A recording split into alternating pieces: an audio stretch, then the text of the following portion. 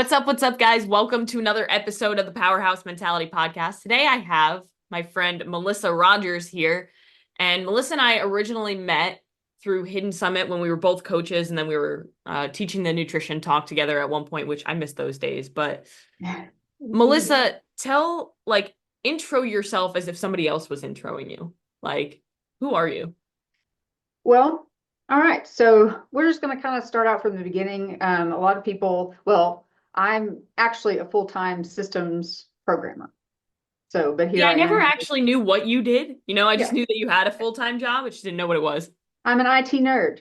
This is what Makes I so do. much I sense. work on mainframe platforms. So I mean, for the most part, do some other stuff too. But that's what I do full time, and that's what I've done since I graduated from college way back in the dark ages. Um, and it's been a job that served me really well, pays the bills. I'm good at it. It's kind of how my brain works Hmm. for the most part. But, several years ago or a few years ago, I figured out that it's not really what I'm passionate about. And until a few years ago, it didn't really matter. I didn't really know that I should feel passion or that I should um, that there was more to get out of life. My whole life had been about survival for the most part.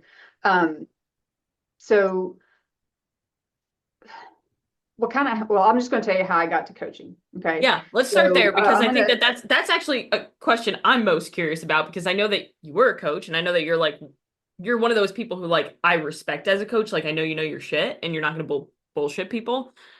But how did you go from I do IT to hey, I think I'll be a coach, Like it's kind of yeah. out there. Well, okay. So I kind of have to go back into my kind of childhood to tell you about how I got here. Okay. Yeah, So, let's do it. um, so actually, I was abused as a child.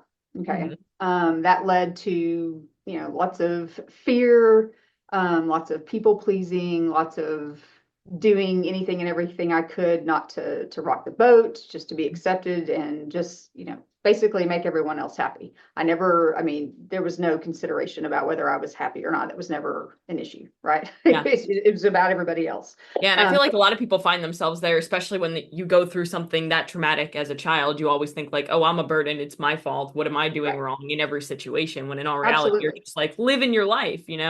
Yeah. And I was never, and when I was a child, I didn't tell anybody. Yeah. So I don't really remember how old I was when Hmm. the abuse was happening. Grade school somewhere, but I don't really know. Yeah. I get But that. I didn't tell anybody until I was uh, in high school, probably a senior in high Hmm. school, and then didn't really even deal with it until I was in my 30s. Yeah. And that's the thing. Most people, they have something happen to him, then eventually they say this happened, and then maybe they deal with it. And I feel like too many Right. people don't ever deal with it. Right. So in the meantime, I stuffed all my feelings, had that, emotional constipation thing going on, and really just searched for things that I could control because I felt like everything else was out of my control. So I just wanted something to control. Mhm. Um, and as a kid, I was never athletic or the thin kid or anything like that. I always felt kind of socially awkward too. But in the eighth grade, I decided that if I was really skinny, that everybody would love me. Oh my God, Melissa, I had the same thing happen to me in eighth grade too. Because I moved to a new state. So in eighth grade, I was the new kid. And I was like, well, if I get skinny, people will like me more, right? Absolutely. I mean, Why did we think that? Because I, it's I, I not don't know, correct. And but as I'm only 29, but I've learned along my years, that's not right. right. Yeah. So, basically in walked anorexia. Now, Yeah. I was never officially diagnosed with anorexia, but all these years later and doing all the research, I was way anorexic. Definition of like anorexic. that was me. My picture was in the dictionary, right? Yeah. So, not really, but yeah. So that went on for a long time. Again, never would have admitted it in a million years that I had an issue. People would say I was too skinny. I'm like, you're just jealous because you're fat, I mean, Yeah, I mean, let me Yeah, tell you, looking back, I'm like, you God. turn into a savage when you have anorexia. I think it's because you're so hangry all the time. Because I was Yes. all of the time to everybody, like even like the people I loved, like I was an asshole. Yeah. I mean, like, so that kind of followed me until college. And then in college, it morphed into bulimia. Oh, Everybody was out drinking, partying, eating all the things, having all the fun. And again, I wanted to be in the middle of everything and wanted everybody to like me. So I wanted to do everything that everybody else was doing. So I did that. And then I figured out how to throw it all up, yeah, which actually took, it took practice, which yeah. is really sad. Like, No, I mean, like, but I you feel have to like that's practice. something that a lot of people don't think about is like people who are bulimic, like it's not as like easy as, oh, I'm just gonna go throw up. Like you actually Yeah. have to make it Yeah. I happen. mean, it became easy. I mean, I Yeah. can, Like which with is anything, right? Once you do right. it for long enough, it becomes a habit and you just do it. Yeah, absolutely. So, again, just still searching for things to control, wanted people to like me, whatever. And then I met and married someone who, not my fabulous husband now, but another Some other person guy. um, who became a drug addict and another abuser. Hmm. Um, and typical codependent like tendencies there. So I moved from all the stuff when I was a kid to just perpetuating everything as i as I grew up, right? And then basically the proverbial shit hit the fan, and I won't go into the details about that, but I finally decided that I had no choice but to leave with the children for all of our safety. Hmm. um How and many at kids that, did you guys have at that point? do what? How many kids did you have at that point? Two. We had both Okay. of them. Parker was probably 9, Hmm. and Carly was about 5. Okay. Um, but at that point, a switch flipped for me. The Basically, I said to myself, no matter what I had failed at, um, I was not going to fail as a mother to these two children. Um, and that just wasn't an option, right? Yeah. So I never binged and purged again. Now, that's not to say that I was healthy, but I did not binge and purge again. But you were Um, able to take care of that part, right? That's yes, progress. yes, right. So I've at least changed these behaviors, and for me, it was just a switch. I mean, like that moment. Mhm. But in from that point, I started on my journey to getting healthy, and it took a lot of years and a lot of time and a lot of therapy. And I've tried all the things. I've done a lot of research. Also made shit ton of mistakes Hmm. along the way. Believed all the things that aren't true, and finally have ended up here. But how I actually got into coaching was, so I started with on my fitness journey at first because it was all about the kids. I needed to be healthy. I needed to be there for them. I needed to be the best example that I could be for them. Okay. Hmm. Once And I was felt, that was now question, was that like right after you stopped binging and purging, or was that like significantly after? um, I don't really know. I don't know Yeah. how that timeline flew. There was just a Um, moment at some point where you were like, you know what, I need to not just be not addicted to something, but I also need yeah, to be like the best version of me. right. And so just over time, I just, began to get healthier and realized and actually started listening to other people. And I mean, you have to be careful about who you listen to as well. Right. But Like the right types of people who yeah, actually were like in the yeah, spot where you wanted to be in, you know? right. And it probably was some period of time when I was in therapy, trying to deal with everything, um, that I finally started not just working on myself emotionally, but also physically. That realizing that it's all part of the same. It's all part of the same thing. And to be as healthy as you can, you need to be both mentally, or mentally, emotionally, physically healthy to Yeah. be the best that you can be. But um, as far as, so let me go back to the pendulum. So it was all about the kids, and then it was um then it turned into all about me, because I Hmm. got this figured out. I can do this for the kids. And then it shifted to, oh, look what I can do. Fuck you and the horse you rode in on, because I don't need you and I don't need anybody. I can Yeah. do anything I need to do all by myself, and I will. Thank you. See, this is the Melissa I know. And I'm still that way Yes. to a point. But over time, the pendulum has kind of settled in the middle. Hmm. And, I finally realized a few years ago that, hey, I had all these struggles and I went through all of this crap. And yes, I have found the power to change my life, and it's freaking amazing. I am strong. I am powerful. I can do these things to change my life. Um, but hey, there's lots of other people out there that feel powerless, that feel like they don't have any control over anything, that feel like they're a victim of their circumstances and their surroundings, Hmm. and they don't have to be. Whether that's in regard to their health and fitness or anything else in their life. And so that's where my passion comes from, and that's kind of how I became a coach. I was actually sitting at my desk, and I was home for COVID. I mean, they'd sent us home. I was working at home, Hmm. um, and it was actually an advertisement, an email, or a video. It had a video in it for the First Form Elite Athlete Search. Hmm.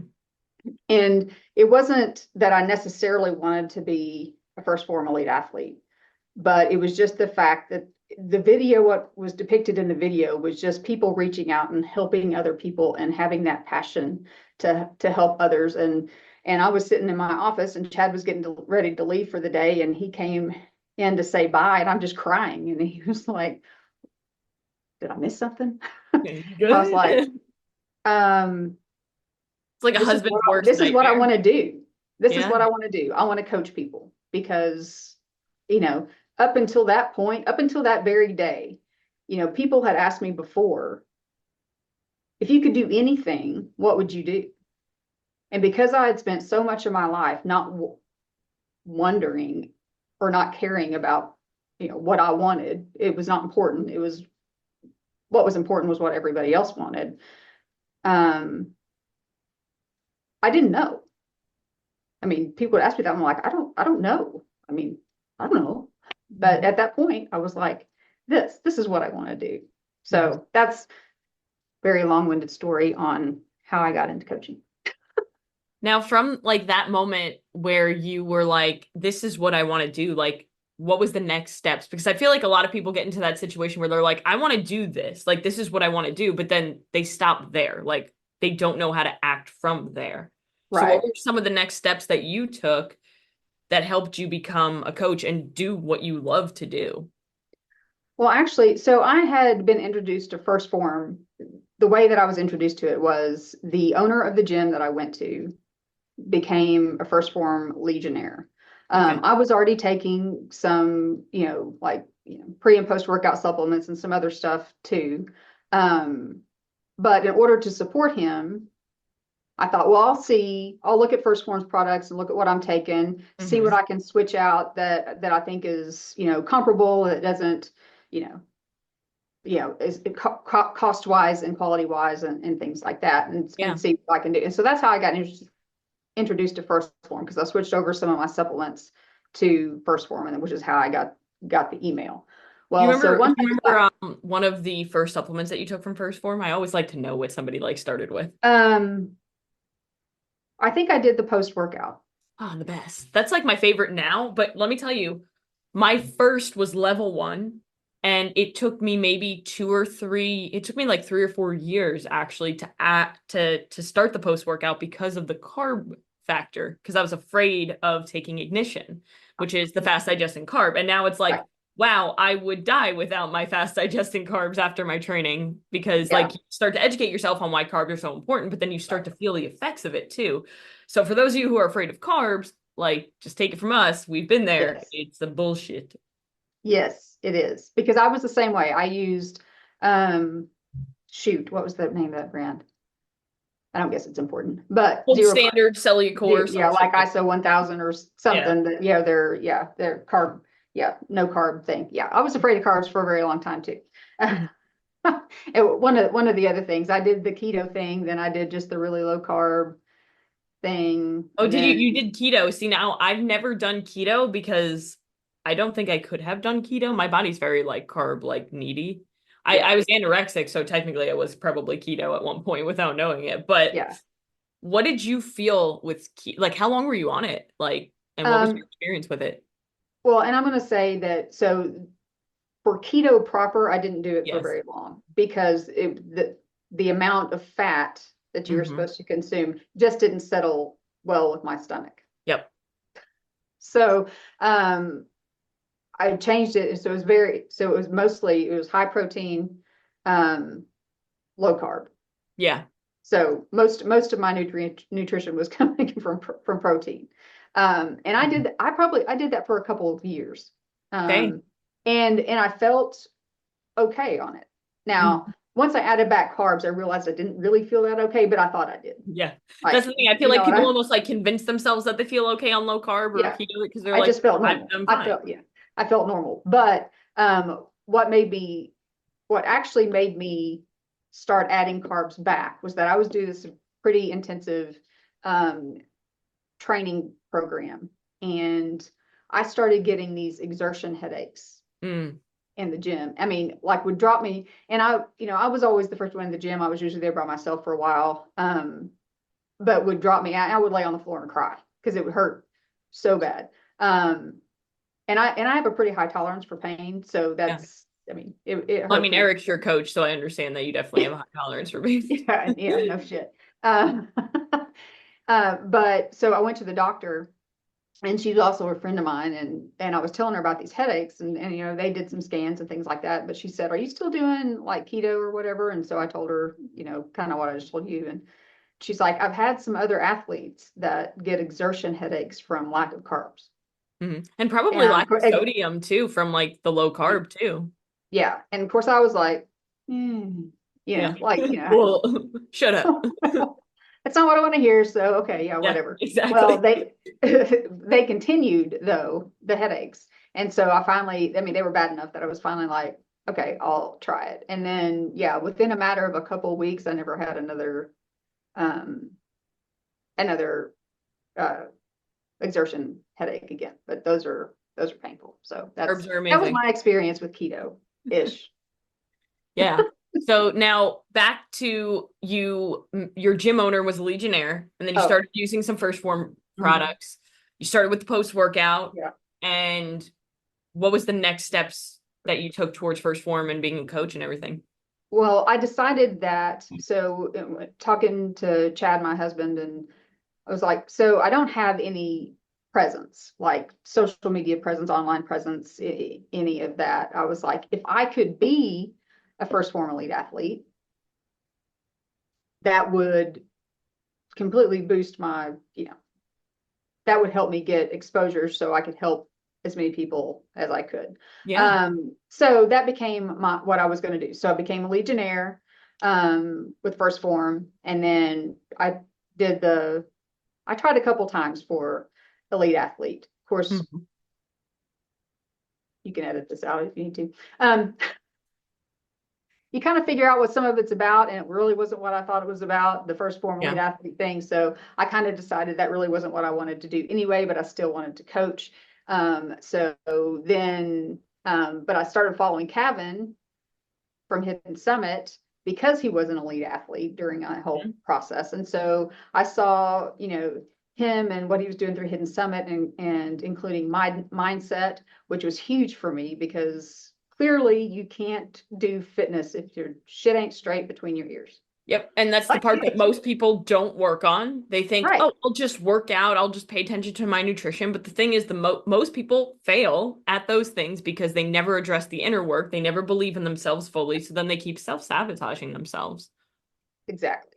So that's that's how I ended up, being associated with Hidden Summit. And so that's kind of what I've done, and just over time, just and consistently doing stuff on social, showing up on social media, trying to add value, give people, tidbits, things, little things that they can do to improve their health and fitness and their mindset, and Mhm. things like that.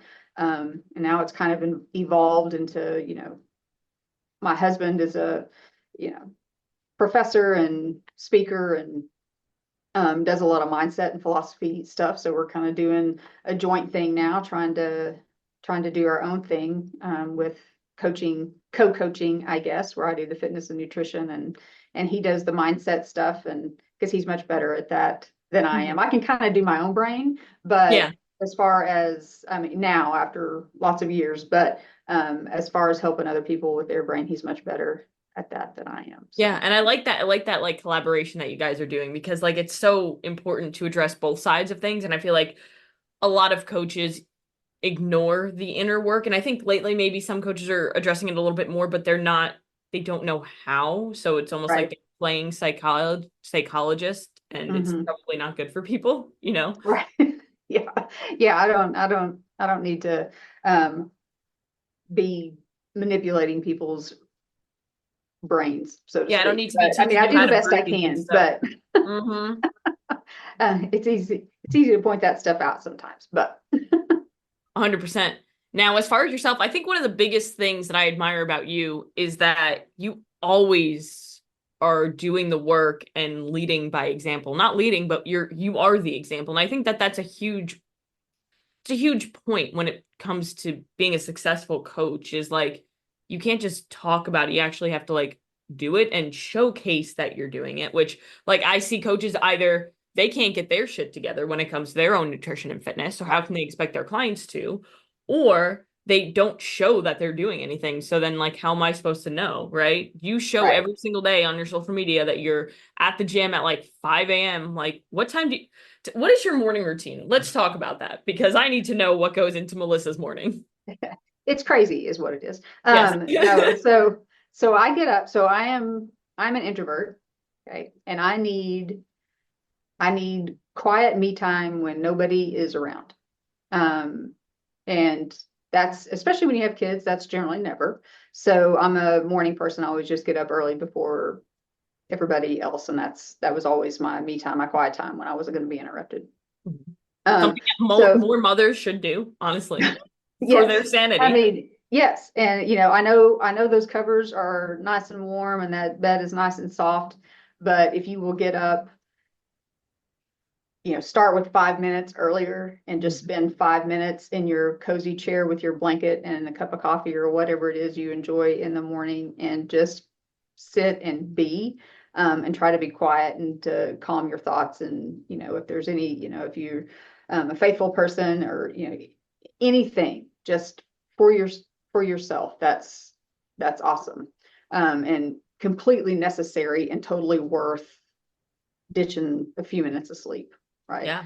Um, but right now, so I work out in the morning too. That's when I like to work out because again, if I waited till after at the end of the day, I learned throughout the years there's too much shit that can get in the way.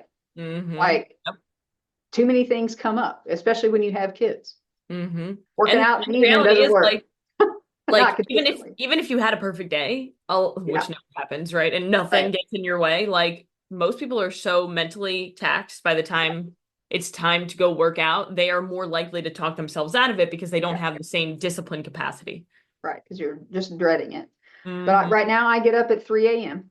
Oh, geez. and Melissa, can I just say you're Eastern time, correct?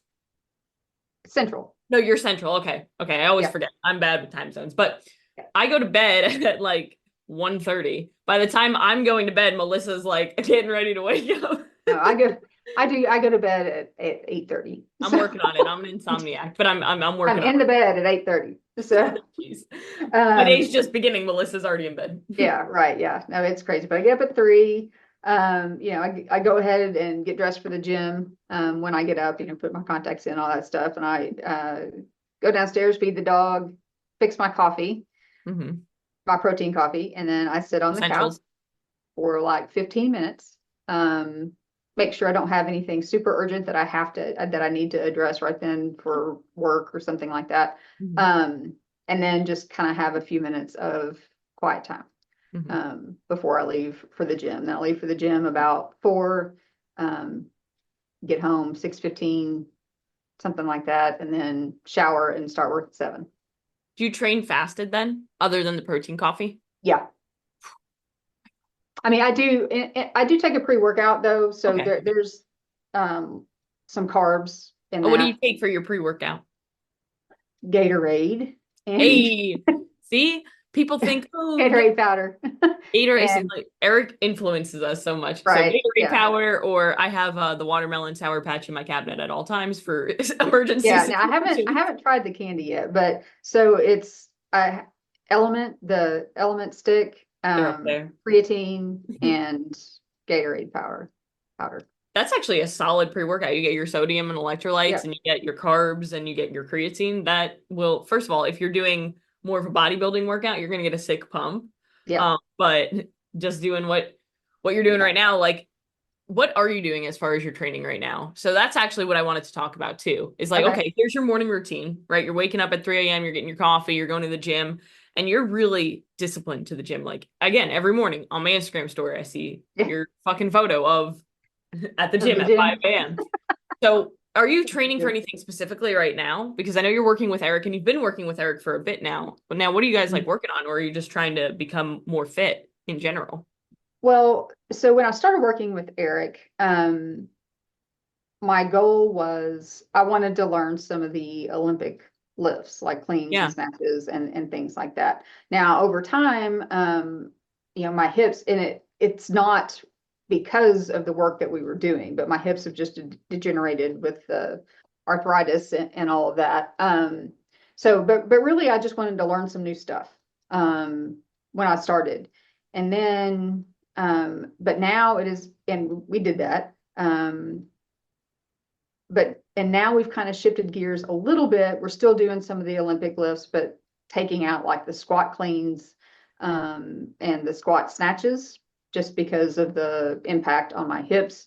And we've added in some more like hip stability and mobilization Oh, so stuff fun. in there That too. that So I stuff is mean, the worst. Let me tell you. Why is it so hard to do oh like my a God. Cossack squat or some shit? Oh, yeah, that the Cossack squats like make me cry, like Yeah. literally. Every time I see them, They're it's awful. like whenever I see Bulgarian split squats in my programming, I want to just cry. Especially Yeah. when there's as heavy as possible next to them. And I'm like, damn Right, yeah. No, don't say that. Give it. You could have just me a left number so I it. don't have to pick.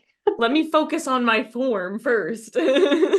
Yeah, and I actually did Bulgarian split squats for the first time in a very long time because of my hips just last week, I guess.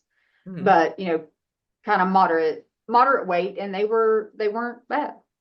But you know, Yeah. So now you're more but focused stepping on. over, but I'm having to do this exercise from my physical therapist where you like step over an obstacle with one foot and then bring the other like knee up and around over the. Mhm.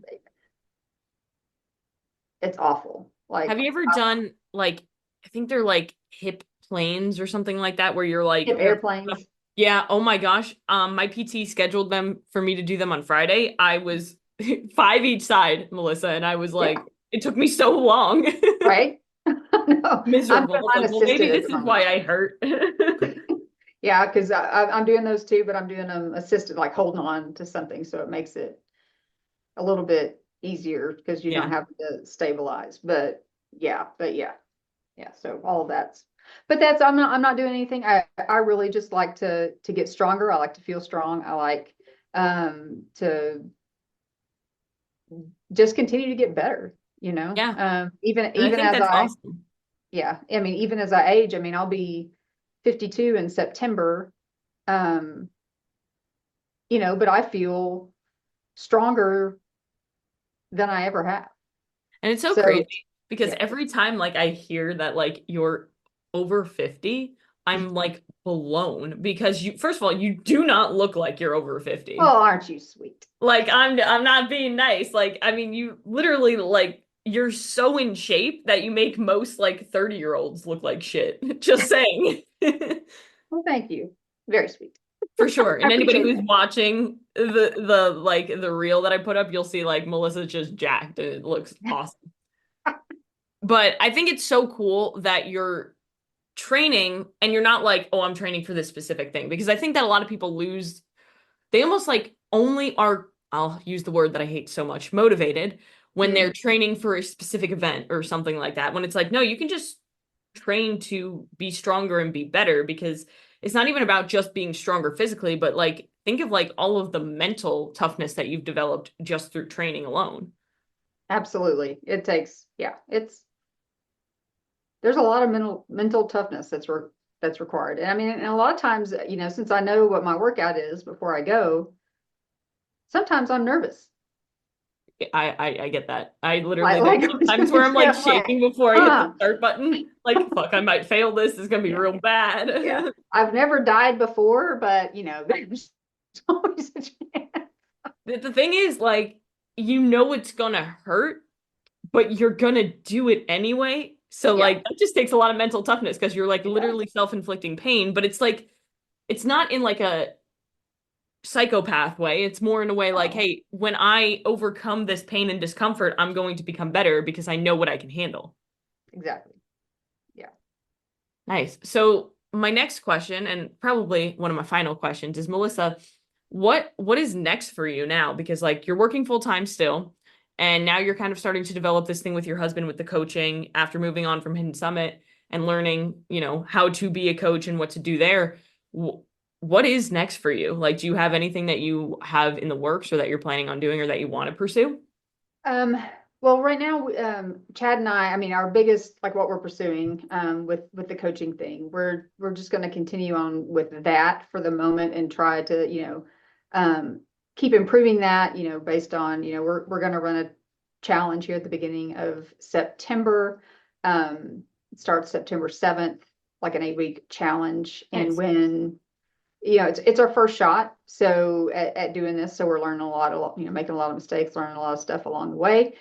So just to continue to improve on that. And as far as me, I mean, I would love to be able to just to coach full time. I mean, Yeah. that would be amazing. And I know Chad would love that as well. So if we can make this thing fly, he's got another book that he's thinking about writing and starting to collect information on, and so if he can speak and we can do this co-coaching thing and make that fly, that would be our dream. We'd love to, once Carly graduates from college, and since we've already got one graduated, get the other one graduated. We've talked about, selling the house and buying a condo on the lake and doing what we love from a place that we love, and that would be amazing. But I've also come to grips with the fact that, okay, so coaching fills my cup as far as my passion goes.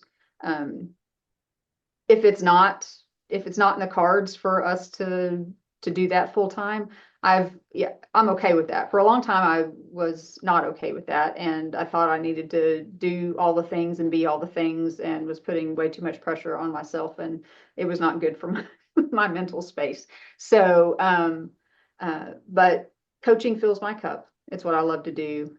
So even if it's on the side, so to speak, I'm okay with that. So, Yeah, but because you have something that's fulfilling you, and that's the most right, important part of being a human is like I feel like right, so many people, and I've had so many conversations with clients who they work a job that they just almost go to. They don't really enjoy it, and that's fine. Sometimes that's part of life. Like you don't always have to be passionate about your career, right? And I think that a lot of people think like, oh, if you're not passionate about your career, you should leave it. And I disagree with that. I I do think too. that like you can find fulfillment and passion in anything that you do, but you have to find it somewhere because the Yeah, problem that a lot of people run into is they feel like depressed or anxious or they're in a funk and they can't really pinpoint why. And it usually has to do with the fact that they have absolutely no fulfillment in their life. And that just right. comes from seeing progress, right? And that could be as far as like working out, or it could be like, hey, I'm finding fulfillment through this hobby or this passion project that I'm doing. And I think coaching for you is that thing, whether it's your full-time career or not. Right. It is definitely my passion project. Like I said, regardless of whether it's full time. And talking about, people saying that they, feel like if you're not passionate about your career, then you need to leave it. So, I've never been passionate about IT. Okay. But to be fair, I never really knew that people were ever passionate about their career. Like Yeah. my parents aren't entrepreneurs. I mean, my dad was an electrical engineer. My mom was a banker. So they did the 9 to 5 thing. Did well. I mean, I thought you just had a job to pay the bills. I mean, Yeah. and the job, my IT job, um, like I said, I'm good at it. It pays well, paid the bills. And when I left work, for the most part, now I am on call, but for the most part, when I left work, I could leave work Yeah. and I could be 100% present for my kids. And they needed that. Hmm. They needed me to be there and present. If I was doing something like I'm doing now, I would not have been able to do that as easily. Like Yeah. it would have taken too much of me, when I was at home. And Hmm. so that this job right now would not have served me then. Hmm. Hmm. So, Yeah, everything happens for a reason and right. in the right timing. And like going right back to that, I think so many people are obsessed with like, oh, I have to be an entrepreneur. No, you don't. Like, and you Yeah, can just have a job that pays the bills. But the thing is, you have to leave the job at the job, right. you know, because so Mhm. many people take it home and then it cuts into their fulfillment and their passions and they never Right. actually live. They just exist. Exactly. But I was able to do that, and it's a great company, and they always supported me through all of the bullshit that I went through, and they were always there and lenient and all that. So I'm forever grateful to them, and I still they're still my employer. So There you go. It worked out pretty well. Great. yes. Well, I love this conversation so much, but I have one more question I want to ask you, and that is if you were to tell somebody one piece of advice or have them take away one thing from your story, what would that be? Um, I basically just have to go back to no matter what you believe right now, and no matter what anybody has told you previously, you are strong enough and brave enough and have the power to change your life. It doesn't matter what you currently believe or what anybody else has told you. It's possible. Yep. And that's fucking powerful. So, I mean, I can't think of a better way to end it. But Melissa, thank you so much for coming on the podcast. I'm so excited about Absolutely. this to get this episode out to people because I know it's going to be super valuable. But you guys can go and follow Melissa down below. I'll put all of her Instagram information. She puts out great content and content that you should actually listen to, not just like some bullshit that you see on social media. And go out and do one thing that's going to take you one step closer to where you want to be.